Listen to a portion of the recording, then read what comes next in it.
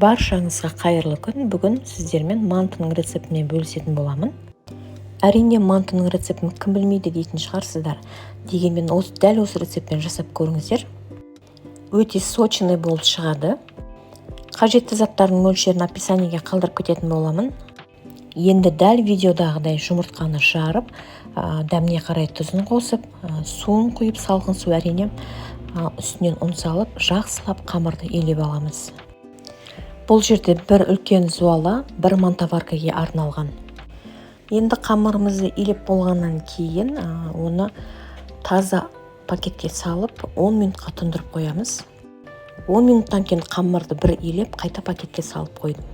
Енді начинкасын дайындауға кірісеміз. Бұл жерде пияз, капуста және фарш. Алдымен пиязды турап аламыз, пияздан кейін капустаны турап шығамыз. Пиязды көбірек қостым, себебі қамырдың дәмді болуына осы пияз керемет жәрдем береді, әрі сочный болып тұрады. Капуста да дәл солай сочный болып тұруына үлкен ықпал етеді.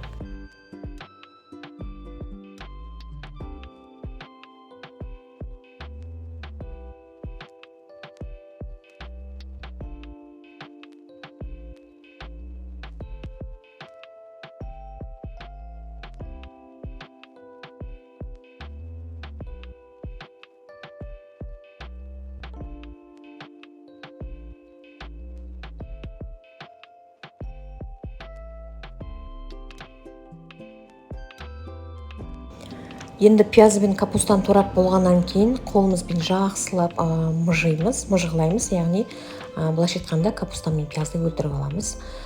Содан кейін ғана үстіне фарш салып, фаршпен қосып араластырып, және арнайы мантыға арналған приправа қостым. Бұл приправаның ішінде әртүрлі дәмдеуштермен қоса қара бұрыш та бар. Сол себепті қара бұрыш қоспадым, өзінің ащысы бар. Тұзын қосып, және 100 грамм қайнаған су қостым, және 100 грамм сұйық майдан қостым. Енді барлығын жақсылап араластырып, қамырға түйуге дайындаймыз. Осы уақыт аралығында қамырымыз жұмсақ болып, әдемі болып қалды. Енді қамырымызды жайып аламыз.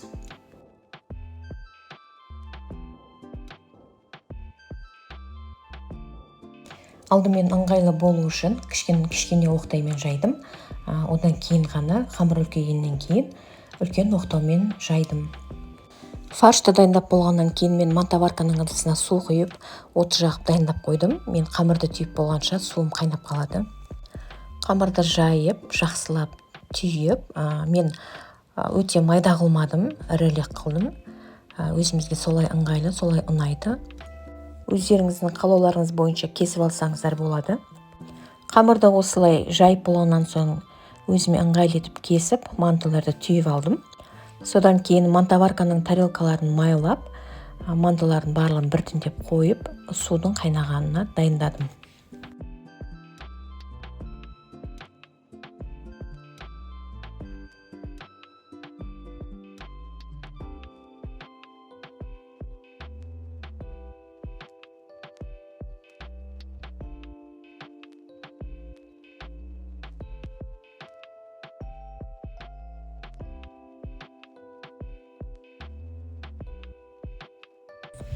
Міне осындай мантылар бізде дайын болып шықты.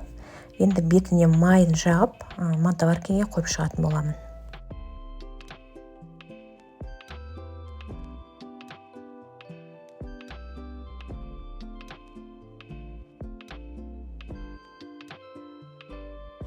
Қайнап тұрған дайын болған суға мантыларды қойып, үстінен пергаментный парақшаларды қойып шықтым. Яғни ол бетін қаясып қалудан сақтайды. Уақытқа қарап қоямыз, манты 1 сағатта пісіп шығады.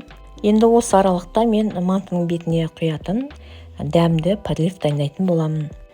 Ол үшін 150 грамм күнбағыс майын қызып тұрған ыдысыма құйдым, және үстіне пияз салып, бір қуырып алғаннан кейін теркадан өткен сәбізді қосып, оны да бір қуырып, үстінен су құйып, 10-15 минут қайнатып аламын. Әрине дәміне қарай тұзын салуды ұмытпаймыз. 1 сағат өткеннен кейін мантымыз дайын болды. Енді сочный керемет болып шыққан. Үстіне подливаны қосып жегенде дәмі енді тіл үйіреді.